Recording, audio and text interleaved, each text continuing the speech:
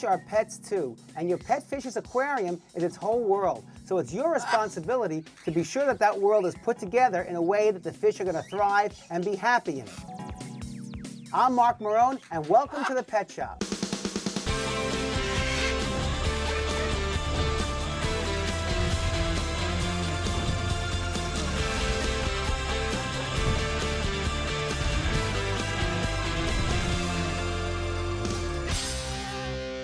Now, if you look at these two fish tanks I have here, one has live-bearing fish and one has tetras. Those fish look pretty happy in it. However, what's missing on these tanks? There's no filter in it. Those fish have only been in this tank for 5 minutes.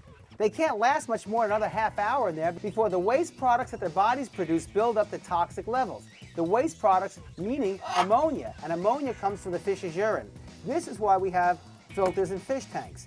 Plus, we need filters to keep the water clear. So filters have to operate in two ways. Number one, mechanically, to clear the water so we can see the fish better. And number two, to biologically remove those natural toxins that occur in the aquarium.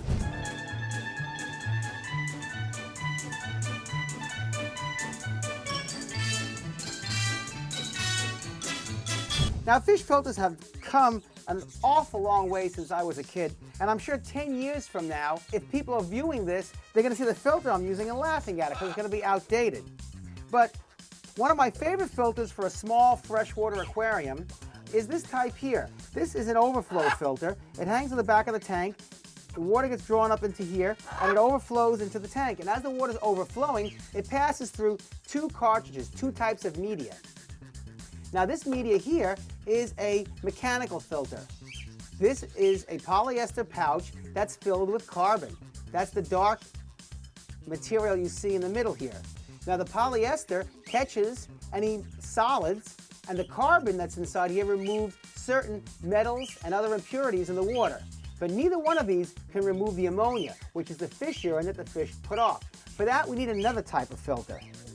Now, this is the biological filter. Now, you might say, how does this piece of foam, see how clear it is? How does this piece of foam remove ammonia? Well, if you look through this, you see this foam is very, very porous. And as the water passes through this piece of foam, bacteria are able to grow in the little holes that's inside the foam.